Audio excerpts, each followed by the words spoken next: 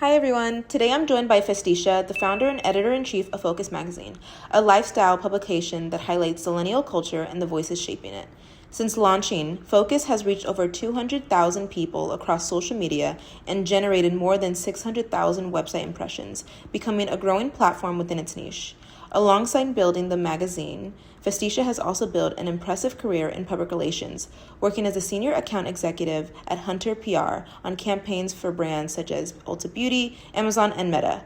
After building her experience in PR, she's now transitioned into finance, bringing a unique perspective across media, branding, and business. Well, thank you so much for meeting with me today. Of course, thank you for having me. So, if you want to just tell us a little bit about yourself and your background. Yes, so my name is Festicia Bovell. I am a communications professional and I'm also the editor-in-chief of Focus Magazine. So I've just been working in the PR industry and communications industry for the past almost 4 years now. And that's also the same amount of time that I've run Focus Magazine, which is an independent publication that I own. And yeah, that has just been my path. Nice. And what initially drew you to the career of public relations? So I have always loved writing. I've always loved reading, honestly, the humanities of it all. So that area or that specific field, I think has been interesting to me. But obviously as a kid or as a sophomore in high school, I just didn't know obviously that it's called humanities. You don't get that language until you're in college. Right. But yeah, to make it's simple, I've always loved writing, always loved storytelling. So during my sophomore year of high school, actually, I read The Bluest Eye for an assignment. We had an assigned reading. That was the book, still my favorite book ever. One of the best books I think everyone should read at some point.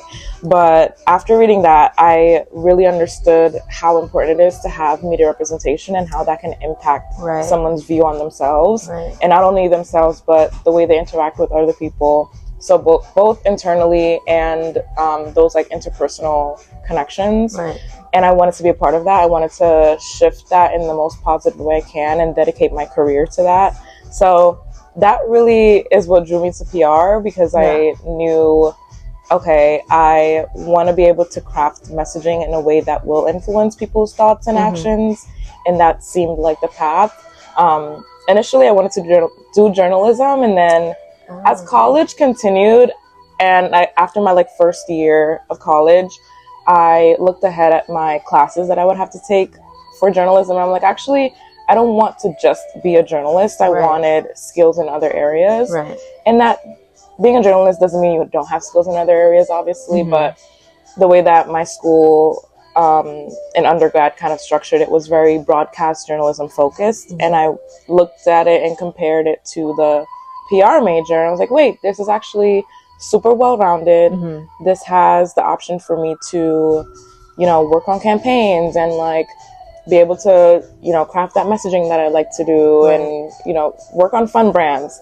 So yeah, I mean, I still ended up getting a balance of it through extracurriculars, but that is essentially how I came to this. Yeah. Nice. I feel we're kind of the same, because I'm into PR, that's what I want to do. Yeah. But I also really love journaling and just writing about fashion and everything. Yeah. Could you give a structured kind of day-to-day of what you would do in PR? Yeah. So PR is very different depending on where you're working, what you're working on, and what is happening that day.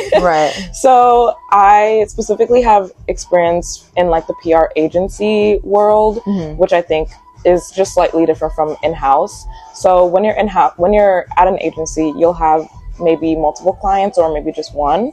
During my time, I've had clients across different industries, so tech, beauty, lifestyle, and the food and bev area as well. So a typical day, honestly, let's say there is a launch happening for a product or maybe a sale because you have a client that is in the retail space. Your job will now be to identify the most important points of that sale or the most important details that a journalist would need to know, create your media lists for that launch or that activation, whatever it could be, and share that news out with those journalists. Now, are they going to cover it? You don't know. So it's really like a balance of like doing your due diligence just to do that outreach, but also understanding that the core of PR is relationships and networking. So building very key relationships with journalists that are going to cover the stories that your clients want to see is what will help you kind of like stand apart from other PR professionals and then also like PR agencies. Got it. Okay. So yeah, the day-to-day really depends, because some days you could have an event and like your job is literally to make sure that that event goes well. So like every single detail you are on top of. And if you have a great team, like you guys are delegating those tasks and you're making sure that things are going smoothly.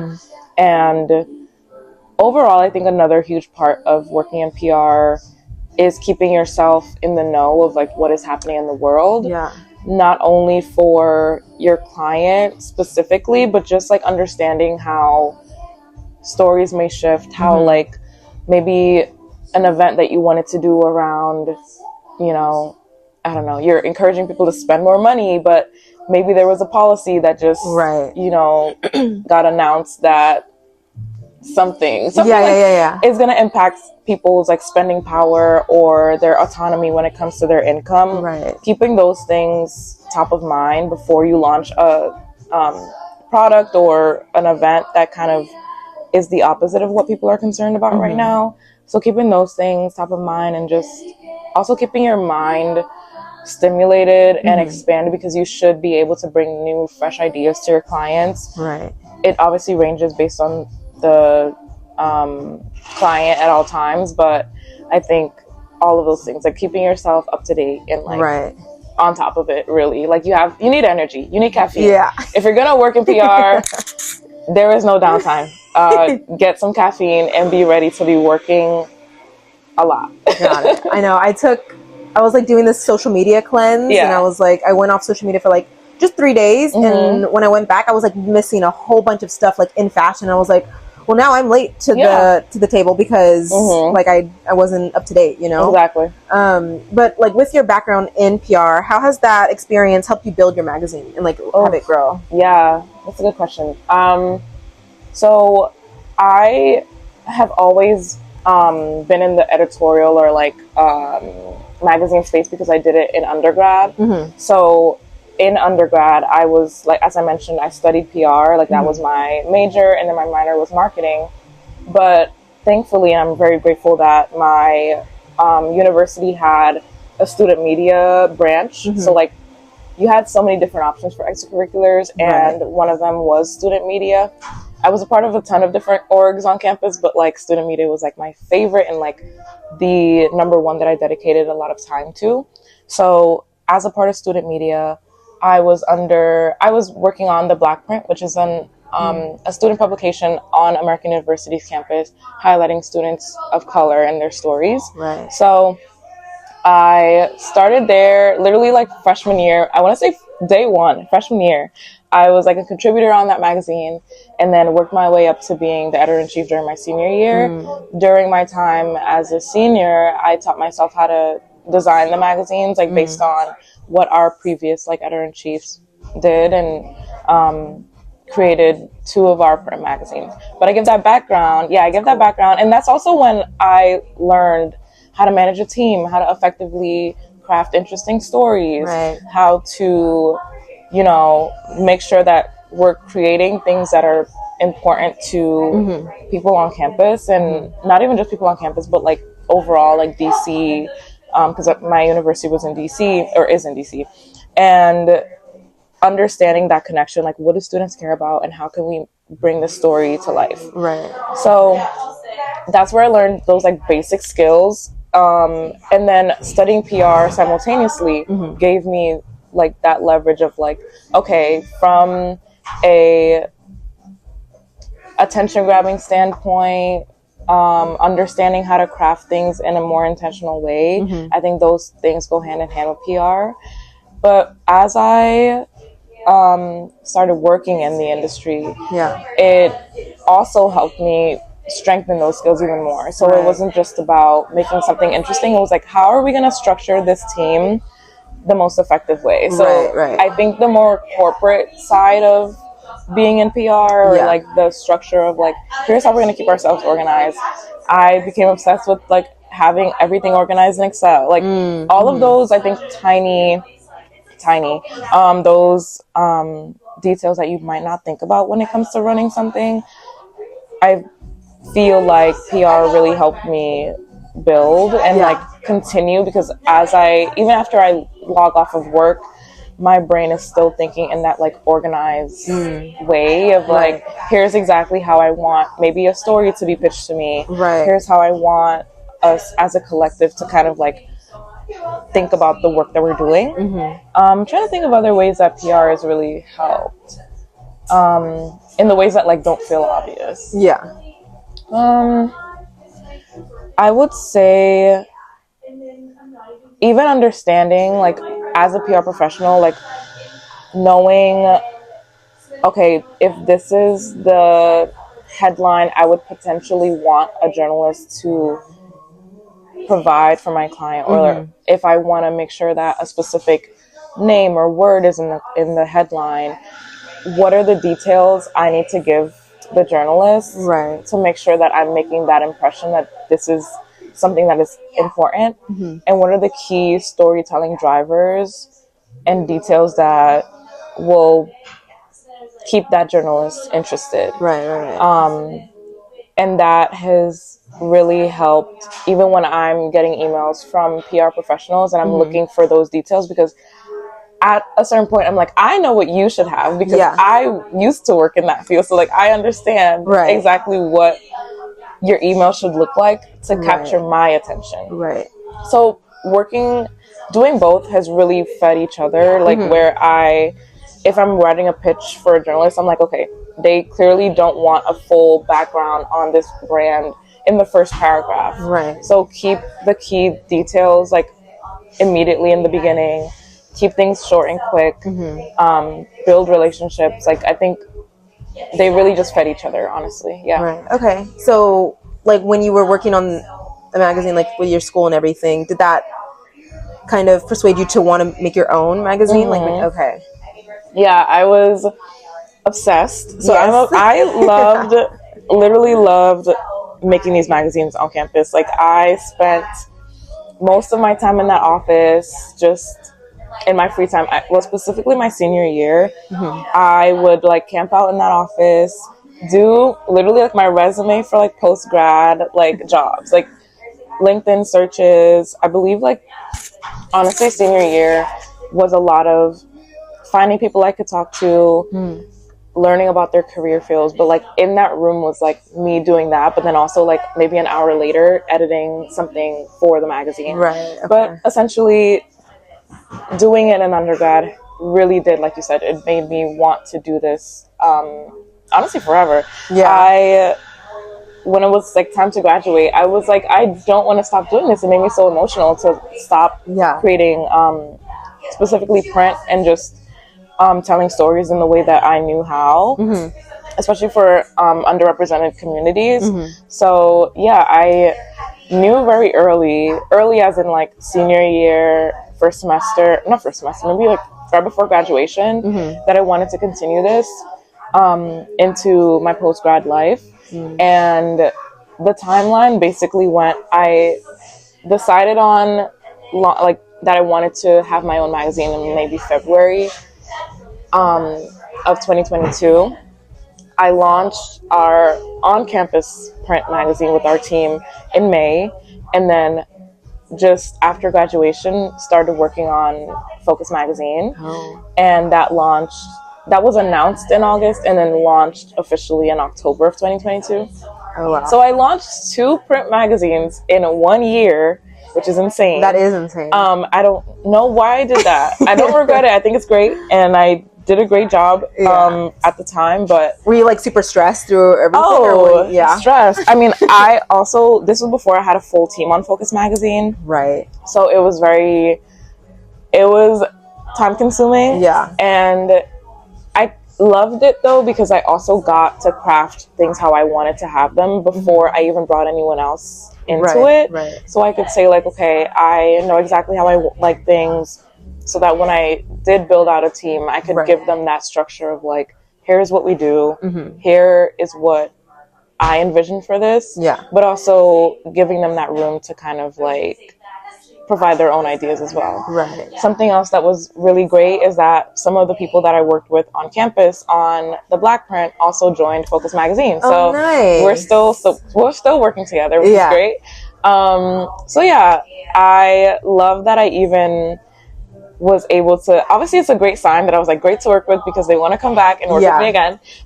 So that made me really happy, and working with them specifically has been a delight, because I don't need to like over explain anything. And I'm perfectly, I think it's okay to explain things, but it lifted a weight off my shoulder to not have to like maybe take that extra step to say like, hey, like this is why I'm doing this, or this is how we do things. Like they already knew off the bat, like we just kept things going.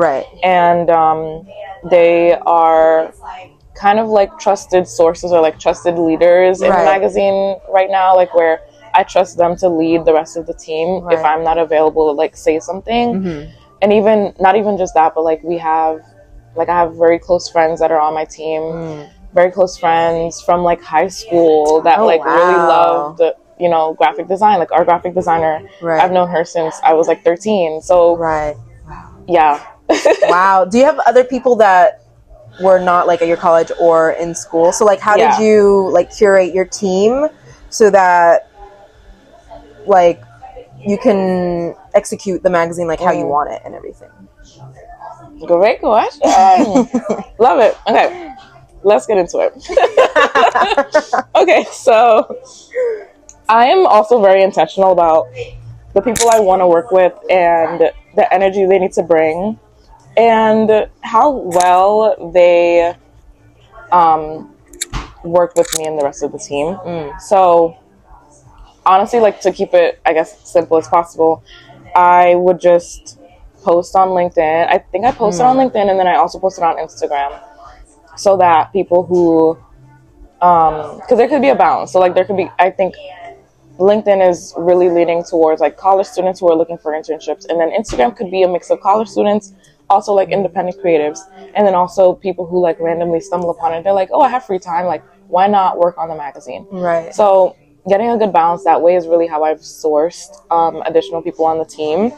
I would say deciding on people to join the magazine, literally just like a normal like interview process. So like having an application, the quality of a resume and the quality of like previous work is really important to me. So although Focus Magazine is a small independent publication, I don't treat it as like, okay, like anyone can come here and like do whatever they want. I still have a standard of your work needs to be, you know, crisp and make sense and needs to match everything. Yes, that all the check marks. Exactly.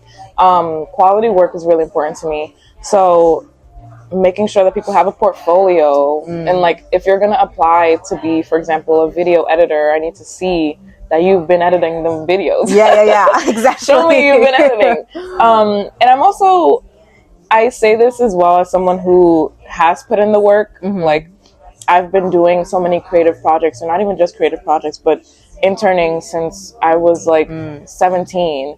So I know the work that goes into getting to where I am right now.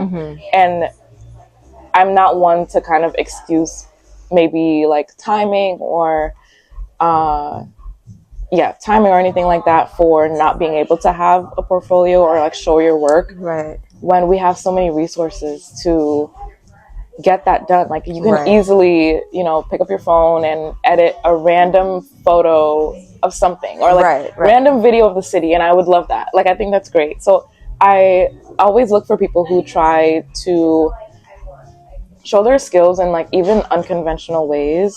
So you might not be editing like an influencer's content that has like 100K plus followers, but if you're literally just editing like a video of yourself like throughout the day and the edits are clean and crisp, like that is enough to show me that you want to put in the effort to, right, you know, the hustle is there, basically. exactly, right, exactly. yeah.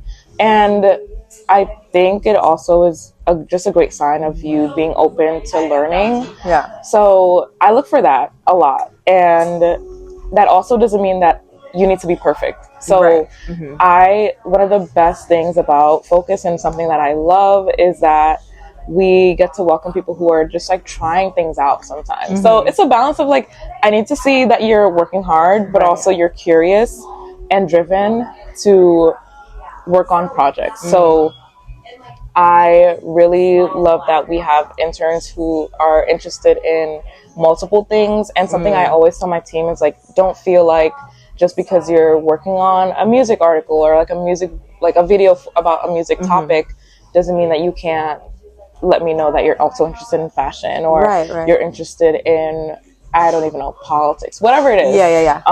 I want it to be a space where people are able to express themselves and experiment creatively, which I think people don't get in their like day-to-day lives often, or even with other publications that maybe have a larger partner or a larger corporation to answer to. Right. Literally every week I tell my team, like, guys, it's literally just me. Like, I am doing the approvals. Like, Yeah. go crazy with your ideas. Yeah, like, yeah. I am also very creative, and I'm very welcoming to new ideas. So I love when someone's like, okay, this sounds crazy, but maybe we do this and we do that. Right. Or maybe we shift how this series, whatever it is. Right. I'm always open to things like that.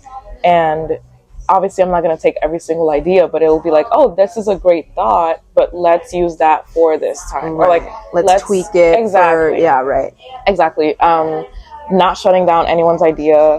Also making sure that people feel empowered to share their ideas is important too. So yeah, I don't even know if I answered your question, but yes, I think, choosing the team and making sure that they also reflect my values. So again, like I mentioned, like, I am naturally creative. I'm very hardworking, and I know how to get shit done, for lack of a better term. So I would love everyone else to be on the same page as I am, and everyone is. So, and something else I think really has helped me as a leader too is understanding different creative styles and like personalities. So like, you can be someone who is great at working hard, like you have a drive, but you're not someone who is super creative. Like, you might be the person that's like, okay, I just want to organize this spreadsheet, and I'm like, oh, I love you. Literally, like, yes, more analytical. Exactly. Like, understanding people's personalities. Even like, if someone doesn't really speak up in a meeting, like, but they might send me a text that has like this long paragraph of great thoughts, and I'm like, you should share this. Like, I'm such a fan of like balancing out people's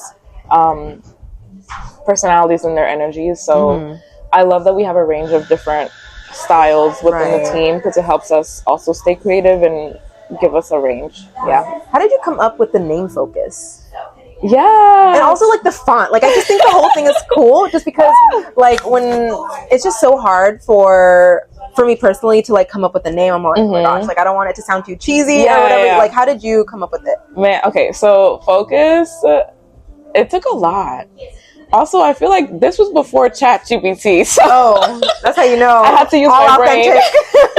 All authentic, no, literally. It was before chat, but I had a lot of a lot of thesaurus moments where I'm like, okay, what's another word for like? Okay, anyways, but it was a lot of brainstorming, honestly. Literally just me with myself. Our original name was gonna be Force, like force of nature, like force of honestly, force of nature. Yeah. And then I was like, I would make different logos, and because I was on InDesign at the time, because I was designing the other magazine, so I would design I designed force, and then I was like, okay, this doesn't feel like it makes sense. Like, I would like give it a week, maybe like say it like, okay, I'm the editor-in-chief of Force magazine. It's like, that doesn't really sound nice, does it? And it doesn't sound bad. I mean, it just didn't flow off the tongue. It didn't. And it really just came back to like what I want the mission to be and what I want people to hear and think about. Right. So initially when I thought of the word force and like having that as name, I wanted the magazine to kind of be like a reminder that creatives are a force of nature, or like they're like a force to be reckoned with, like all of that. Right. So something that felt impactful. And I was like, okay, force is not it. It feels weird. And then also, it felt more like a brand. It is a brand. I mean, like Air Force One, I guess. I don't know. But so yeah, it just didn't feel good. But focus felt intentional. It felt like this is a word you use to enact a positive reaction or provoke, I should say, positive change. And that's honestly like where it came from. I also in the beginning was so stuck on like getting a slogan for it. Like I was such a slogan girly, like, okay, focus, or like giving you something to focus on, centering your focus on something. So essentially I wanted focus to be the place where people are literally focused, like you are focused on the stories that are featured here. You're focused on the style of storytelling that we're doing. But not only that, but it's motivating you to be more focused. And that is honestly the kind of pep talk I gave to myself when making it. Like, okay, like honestly, when you're in a rut or like you're trying to do something that might be a little bit difficult, you're probably gonna tell yourself to focus. Right. So those words that we use in our like day-to-day lives, I think that really inspired it as well. And I want to make sure that the word that people are using to reference the work that we're doing sounds positive. Like focus sounds like, oh, like this is a thing. Like this is something I want to do. I do want to focus. So that's honestly how that came about. A lot of like being on Google, be like, what's another word for, and then talking to friends and making sure it makes sense. I don't think I really asked anyone. Like, I think I probably asked my sister. My sister is like usually like, I joke and say that she's like my manager, but I usually like get her thoughts on something as like a last seal of approval.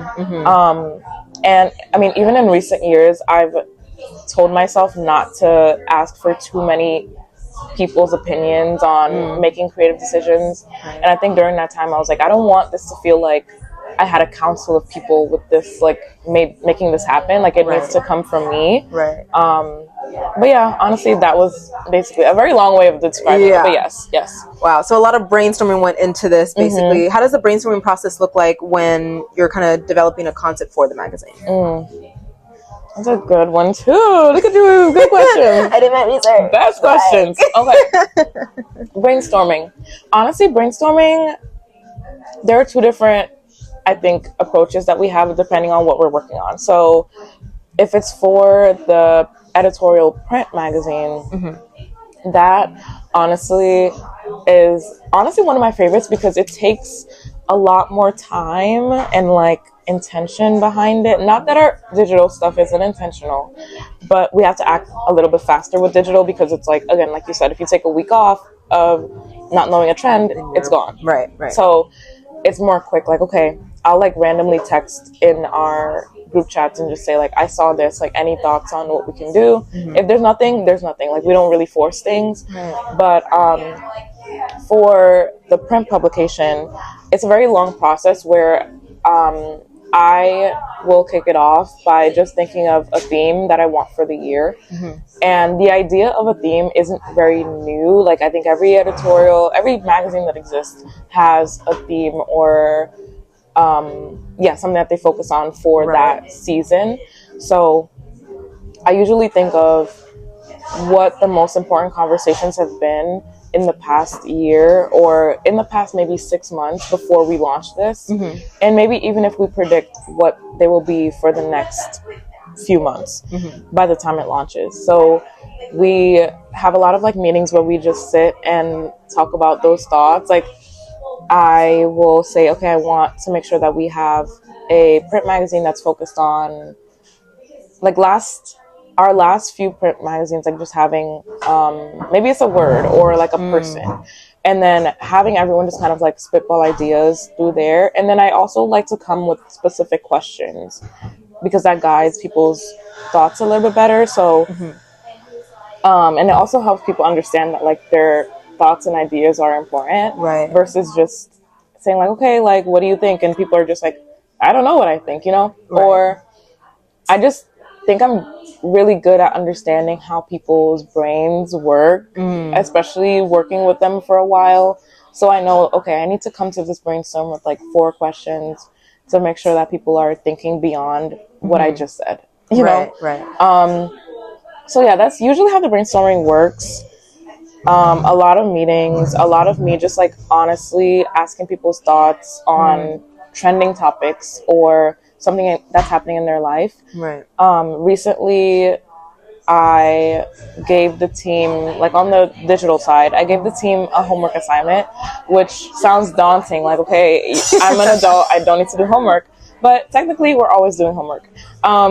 So the homework assignment was essentially for the week the week before our next meeting, basically jot down any topics or literally anything you've talked about with your friends, family, coworkers, teachers, whoever. Right. And during our meeting, you should share how it made you feel, like what are these topics, and during towards the end of the meeting, we talked about how this can become a story or something that we can do for the editorial, digital or print.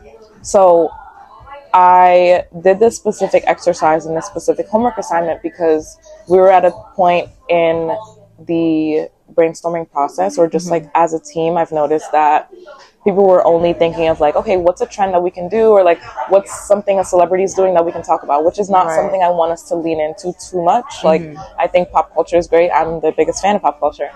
However, I do want to make sure that we're focusing on those real life and relatable moments that people are not maybe sharing as much. Right. So a lot of the topics that came up really ranged from like saving money, how expensive New York City is, how to survive in New York City, building friendships and like maybe friendship breakups, relationship breakups, like romance and like being single, all of those things. Kind of more like relatable. Exactly. Okay. So I not only wanted, because obviously these are topics that we know exist, but I want to make sure that the team and myself, like, we're not overlooking those day-to-day moments that we experience, and understand that it can lend itself to not only great storytelling, but to show other people in our audience that these are things that we also care about, and these are things that we're all experiencing at the same time, but you don't have to do that alone. So really taking an angle, like this year, I definitely want us to focus on things that are supporting people and helping them, versus sharing like, this is the best place to buy, a shirt, yes, a lot of that, but also a lot of like, hey, it's expensive right now, like maybe you shouldn't, go on that vacation right now, but save your money so that you can do multiple vacations later. So doing a lot of relatable topics, but not just for the sake of relatability, but like understanding that it's also core to what people are honestly most interested in. Okay, nice. So like you building up basically like your brand and everything, what do you think is like the hardest part about launching the magazine that no one prepared you for? That's a good question too. I'm like, trying to think. Oh, the expenses. Let's get into that. It is so expensive to run your own print magazine, even digital.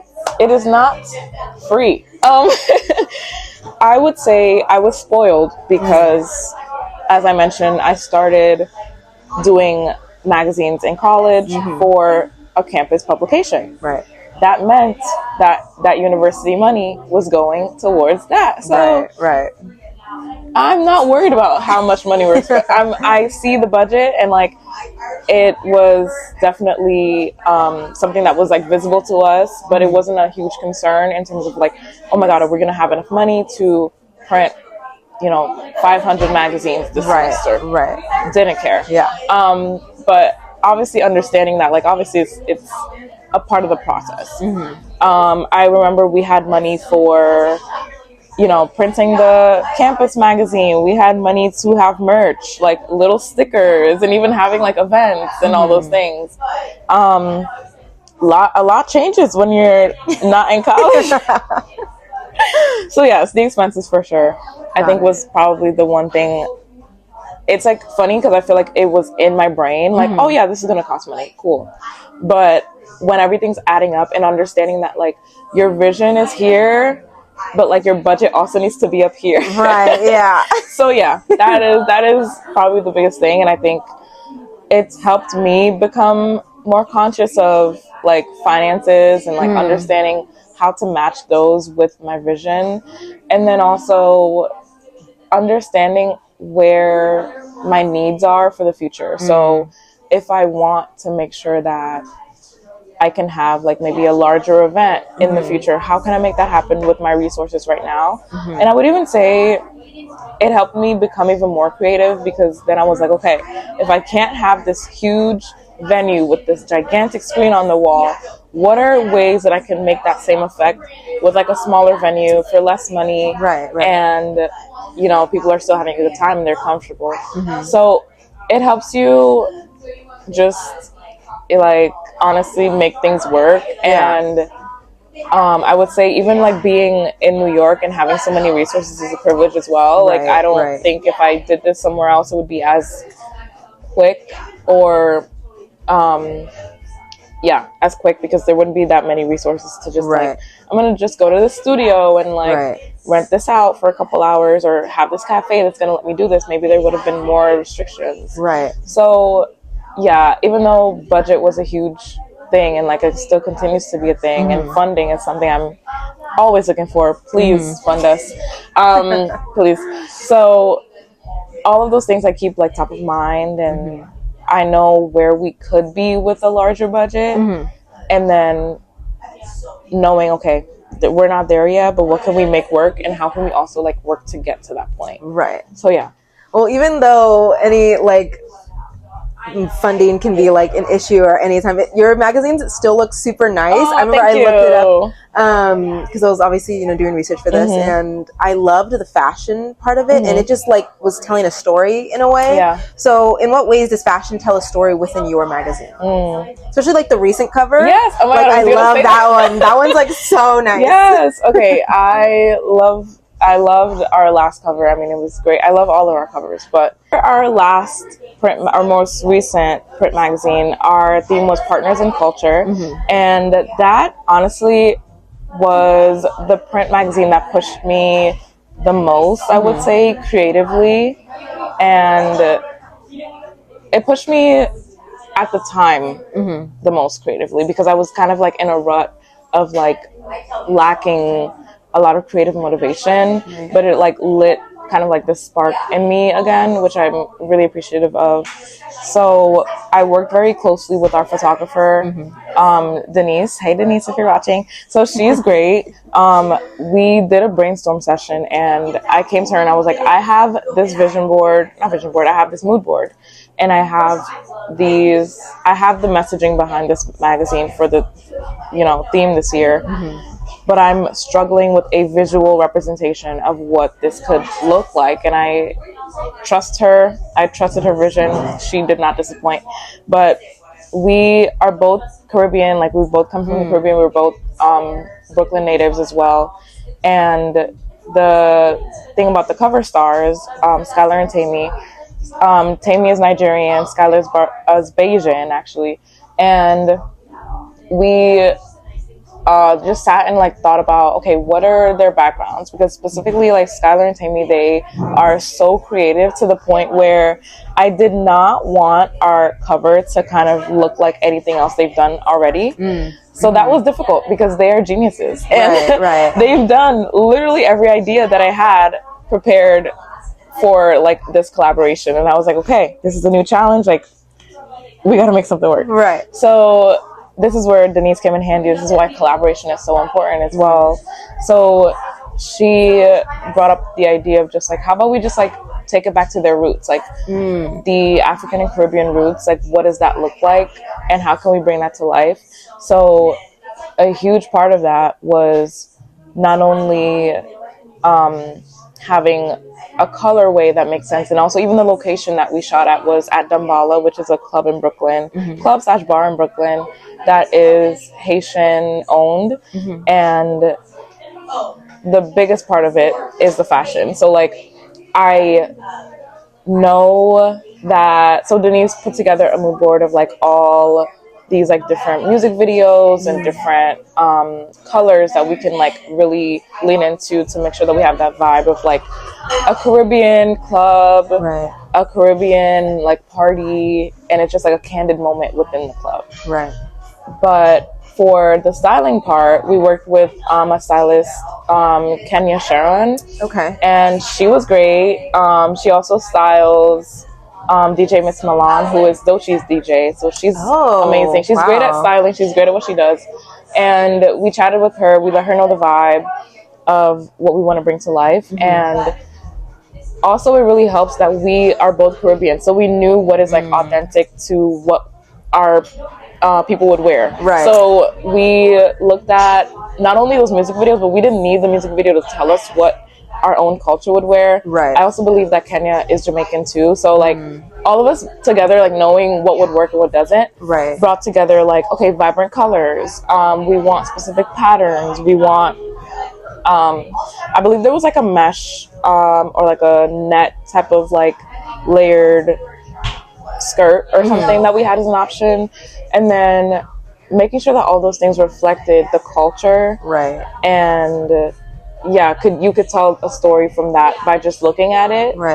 You wouldn't, obviously they're not like sitting in an office wearing like corporate attire, like that tells you a whole different story, but this one was intentional and more casual, had a lot more vibrant colors that reflected their culture. Oh my gosh, I love that. Do you ever see your personal style kind of reflecting in the magazine, or do you kind of separate your personal style compared to like, or do you let it influence it in any way? Or good, let me think. I would say it's like a mix. I wouldn't say my personal style is really reflected in there on purpose. I think it might just be a matter of like coincidence, like maybe again, especially for the last print, like we wanted, and I do this for every cover star that we've had, I let them wear whatever they want. I let them know what we're shooting and like what the theme is, but for the last one specifically, although we had a stylist, we also respected the fact that Skylar and Tammy are extremely creative and like very passionate about the work that they're a part of. So we didn't want it to be like a situation of, okay, you have to wear this and you have to wear that. I don't work in that environment. I don't want to promote that type of environment that I'm, creating. So we wanted to make sure that although we're bringing pieces in there, they can also bring things that they love. So it was a mix of like, okay, I have this shirt, we also have this, like maybe we make those things blend. And it's more so about the people who are involved in it, like their styles are reflected when it comes to the print magazine. When it comes to my personal style, I think I'm like all over the place. I think honestly, like personal style is difficult for me only because I really enjoy dressing for work. So like, I remember when Denise, she's the one that came into the class, right? I remember I seen you had, I just loved your outfit. Oh, thank you. And I was like, oh my gosh, I need to talk to her after. Thank you. I love to dress for work, guys. Like I think it's great. And it's so funny because I went to a high school that was not uniform. Like we didn't have uniforms in high school or middle school. And I bring this up because like a lot of people always say that because they went to middle school and high school or like their entire lives, they've worn uniform, it's hard for them to find their personal style as an adult. And I think I have the opposite for some reason, where I'm like, maybe I was craving that like structure of like, okay, dress this way, and like this is what you should wear to work. I mean, granted, like I've worked in business casual environments like my majority of my career, but I think it's only hard for me to define my personal style because I'm like all over the place, like in the best way. I think I'm also from here, so like being from New York, I think there's a lot of ways that you have personal style. There's no one way to be like boxed in. Yeah. So you can wear whatever you want. Yeah. And I think as well, like I have a mix of things that I see and I'm like, okay, that feels like me. Other things I'm like, I would never wear that. So like a lot of the times, or even with my own style and like learning about fashion, I've like studied my body type like extremely, and I know I would never wear high-waisted pants, never. But like that looks so good on some people because I have like a short torso. I'm like getting into it. Yes, I have a short torso, long legs, so high-waisted things like high-waisted top or high-waisted pants or jeans would just like be all the way up here, and it's just not okay. It's just not okay.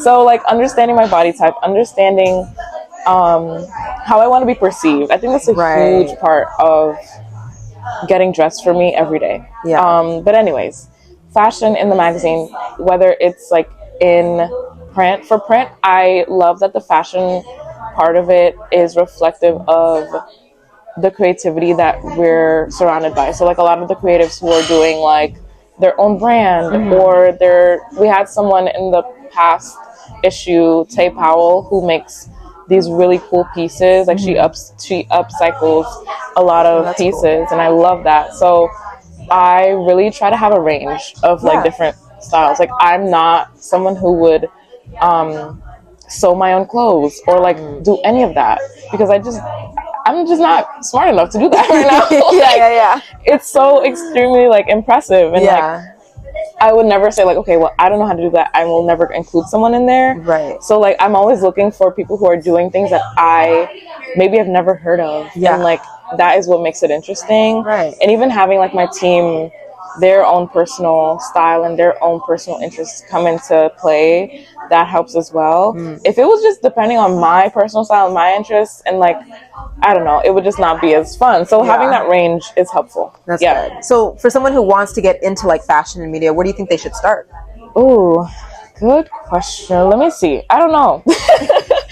Fashion and media. I mean, the great thing about where we are right now as a media collective, I guess you can say, is that you can pick up your phone and record anything anywhere and get started today. Like we can both record videos of our outfits today and decide that we want to do this every day, and that is our fashion contribution. Exactly. So like even thinking of like, okay, come with me to style a new piece like that I've never worn before or something like that. Or again, and another example is the person I just mentioned who does upcycling, maybe like having a video about how you sew together two pieces that like are unlikely to be together. So doing things on your own, and then even joining Focus Magazine, joining Focus Mag today, and even finding other sources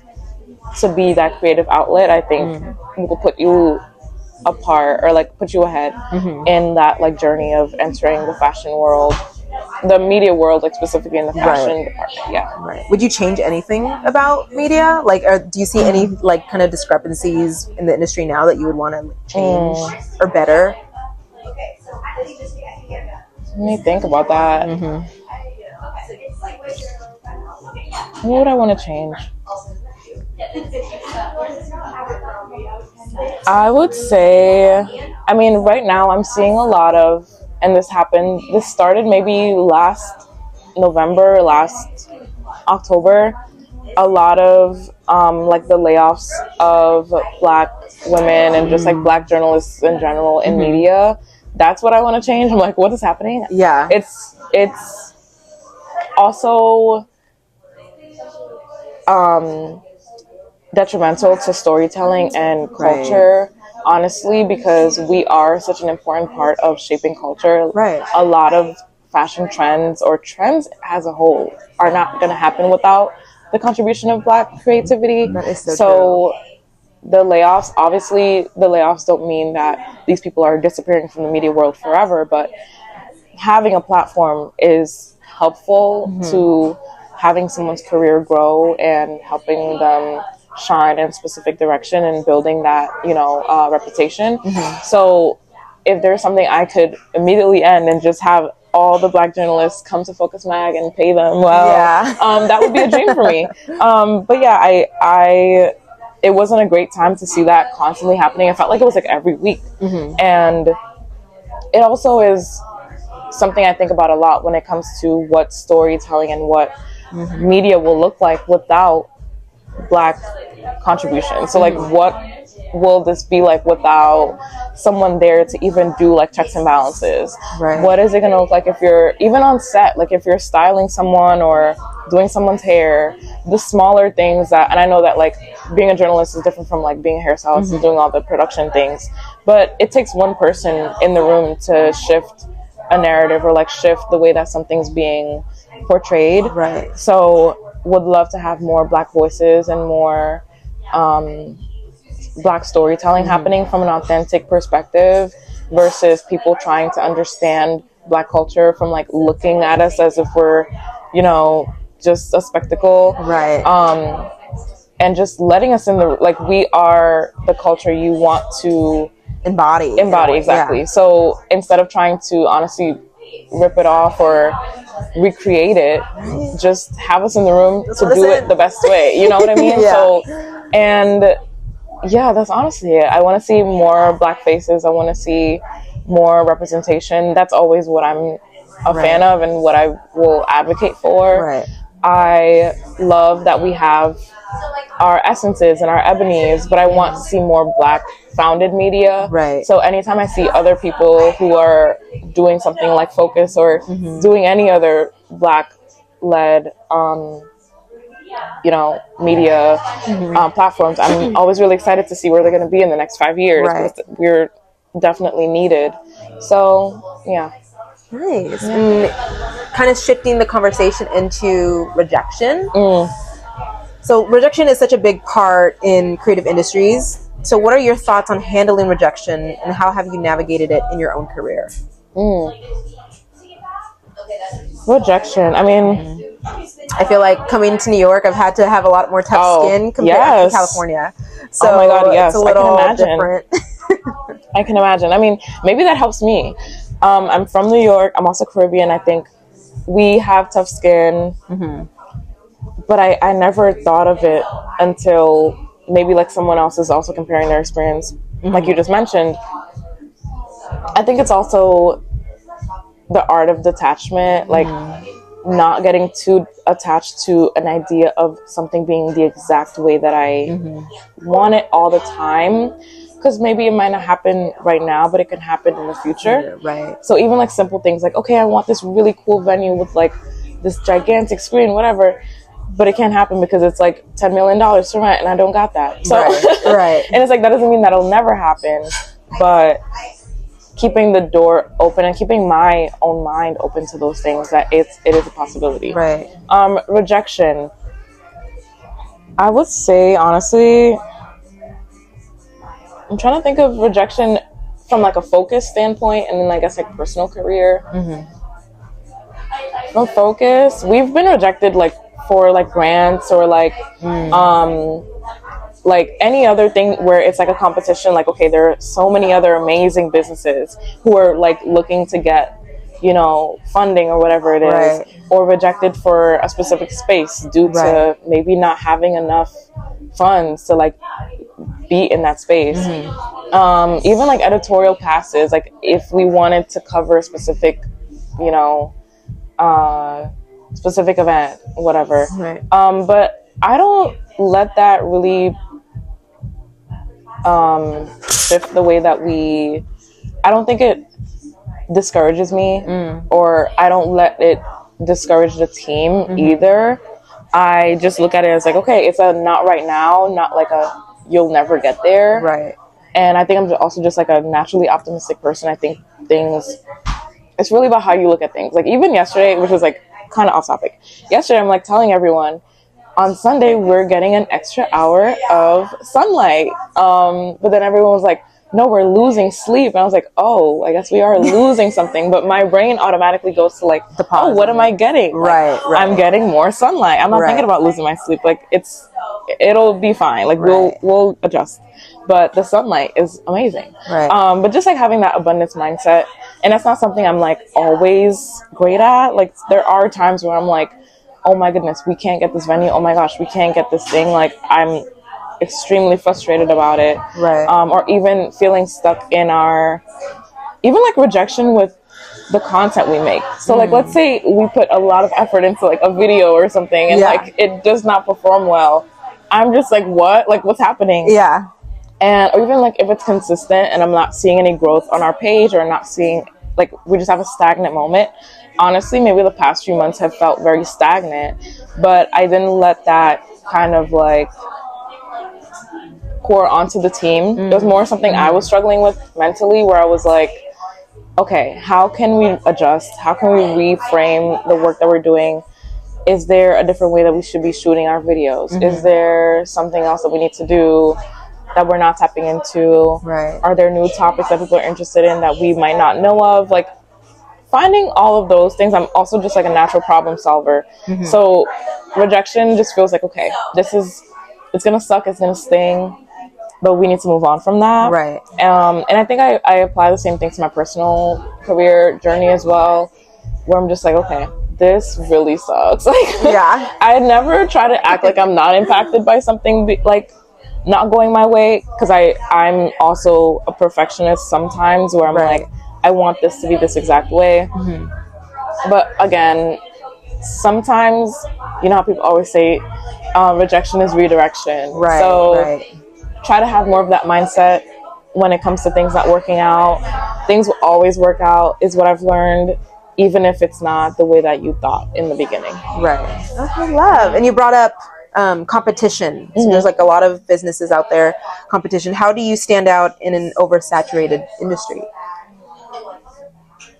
We are just trying our best. Yeah. I mean, it's super interesting, because I think something that helps us stand out is our in-person connection with the people who are also viewing our content online. So something else I'm also pushing our team to do a lot more this year is having more in-person events. And again, this is also the privilege of like being in New York City and having access to everyone that we do know are reading our stories and things like that. So yeah, I think that is what helps us stand out. I know that people can always, maybe they see me at an event or they see someone else who's on the team at an event, and we can have a normal conversation. Like we're not just like acting like we're not in the same space. Like I'm never gonna be like I'm never too fly to say whatever Nicki Minaj said. I'm never too fly to say what's up, you know? So yeah, so just like understanding that connection in person is important. Treating people with kindness. Like I don't think, obviously Focus Magazine is not like this gigantic publication with like 1 million followers or anything, but even when we get to that point, I don't see myself or anyone on the team shifting the way that we behave or like treating people differently, because it's honestly stupid to do that. Like I just don't understand the reason. But so just like good networking. Yes, basically. Great networking. And then also that's something that comes naturally to me. I'm very extroverted. I'm very friendly. And it also helps with us understanding the people around us too, the fact that we do have that in-person connection. So yeah, I think that's what helps us stand out. And something I always hear when people come to our events is that they always meet amazing people. Like they never feel like they've left depleted. They met people who are interested in what they do. They met people who are also doing very interesting things, and the energy is great. And I think that's an underrated compliment, because the people you attract to your space, like even to your event, reflect the work that you're doing and the person you are. So I love to hear that the people who are attending the events and the people who are resonating with our work are a true reflection of what we believe and what we value. Oh, I love that. So with you being like an extrovert and good at networking, what advice can you give to someone that is looking to build like meaningful connections, and also how do they maintain those connections so that it feels authentic? I would say be yourself. It sounds so cliche. Be yourself though. I mean,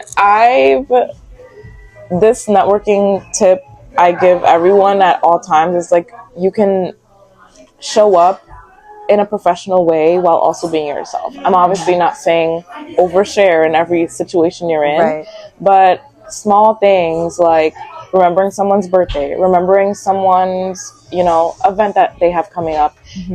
If you want to be supported, you have to show that same support to other people. Right. Giving congratulations to people when they're doing something great, just showing up and being there, whether that's in person or digitally. I have people who I've met maybe like once or twice in person, or maybe I've like seen their content, maybe comment on their content a ton of times. I love to comment. Like, if your content's doing well, I'm gonna comment and hype you up. Like, I think it's great. But for there's been people who I've met that I've commented on their content, and then we meet in person and it feels like I've known them because we've like talked about their content, we've talked about all these things.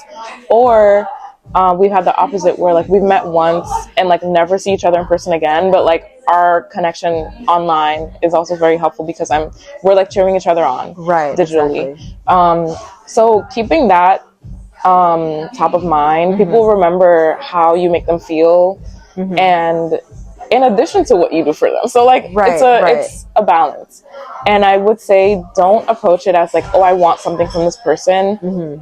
And even if that is the case, make that clear. Like, I don't think you need to be using people and like pretending to be their best friend if you want a connection or like advice on something. I would rather someone literally just ask me for whatever advice they want up front rather than, I guess, kind of keeping it with you and then being like, hey, I need something. Yeah, exactly. Right. Okay. And then even in the same breath, it's kind of, I feel like this might be a little counterproductive, but I'm like, you need to build that relationship, but just understand that whatever you put into it is what you're going to get. So like I said, I've made connections with people just by showing up and being there for them, but I've never thought like, oh my gosh, this person could get me into this room one day. It was just literally me being supportive of your work. And that has opened up doors for me, and also I've been able to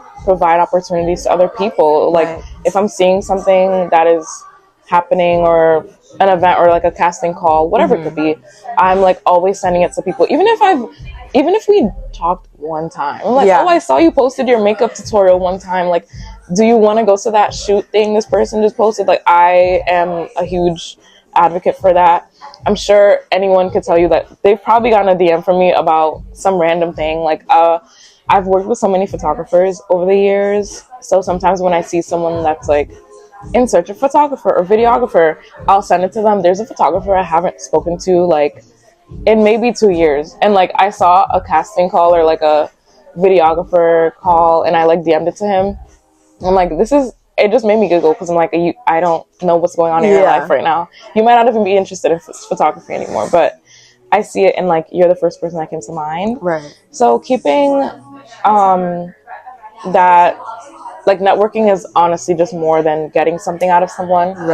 Definitely understand what you want in your career, and I think that will naturally put you in spaces that you belong. So put in the work as well. Like, don't just like show up to these places and you're like, I really want to get into, social media management, or I want to do all these things, and then you're not already showing that person that you're putting in that effort. Like I said earlier, with like the portfolios and the resumes, make sure that you are taking opportunities to grow in that area.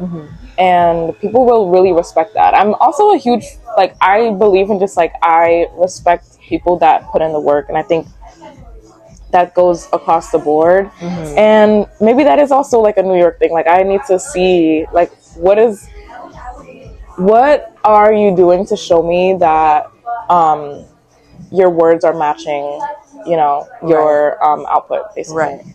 Yeah, I love that. Yeah. Okay, so to wrap up, we're going to do some fun questions. Yes. Kind of like a speed round. So if your magazine was an outfit, what would it be wearing?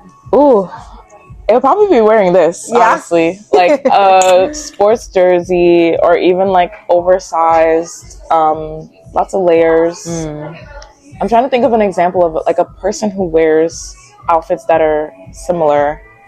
I feel like Rihanna. I feel like she gives like swag. Yes. You know what I mean? Just Rihanna. Like, Rihanna, maybe Shy, who's that player on the he's on the Thunders or the Thunders? Whatever. I don't know. He won the playoffs last year. His outfits, yeah. Okay, love. I showed, my friend was actually helping me prepare for this, and I was telling him about your magazine and everything, and he loved it. He was like, oh, this is fly. Like, he was just Thank you. Going off. Oh my God, I love that. I love that. Okay, next. If you could style any celebrity for your cover, what would it be, or who would it be, and why? Oh my God. Rihanna. Rihanna. Oh my goodness. I love Rihanna so much. And yeah, she would be a dream to have on the cover. I think we would have great questions for her, not even just styling, but styling her, we would definitely put her again in something very similar to what I mentioned earlier, something that is reflective of her culture, her background, but also how she's progressed over the years. Right. Yeah, we would have great ideas for her. That is a dream cover, dream interview, dream everything. Yeah. Okay, last one. What's one item in your closet that you could never part with? Ooh. This is hard. I don't know if jewelry is going to count. Oh, that can count, for sure. It has to be all my jewelry. Okay. I think I can wear anything, but I need jewelry on me, and this is also the Guyanese in me. Like, in Guyanese culture, for some reason, we just love gold. Maybe I should look into the history. Well, gold mining, all the things. But anyway, gold is just a huge part of Guyanese culture, and it has stuck with me forever. Like, when you're a kid, like, I've had photos of just like every single finger on my hand, just rings, bracelets, necklaces. So that tradition has stayed with me. It'll stay with me forever. Yeah. It'll stay with my kids if I decide to have them. And yeah. I love that. I'm still trying to get into jewelry too. Yes, it's gorgeous. I love it. Thank you. Well, thank you so much for being a part of this. This was amazing. I love it. Thank you. Perfect. Oh my gosh, that was so good. Thank you. Before we wrap up, I just want to give a special shout out to Mason Wells for allowing me to record this podcast here. Mason Wells is more than just a cafe, champagne lounge, and retail space. It's a place where craftsmanship, collaboration, and community truly come together. The atmosphere here makes it the perfect setting for meaningful conversations like the one we had today. A big thank you to the owner, Anna, for being so welcoming and for allowing me to bring this interview to life in such an amazing space. If you're ever nearby, definitely stop by Mason Wells and experience it for yourself.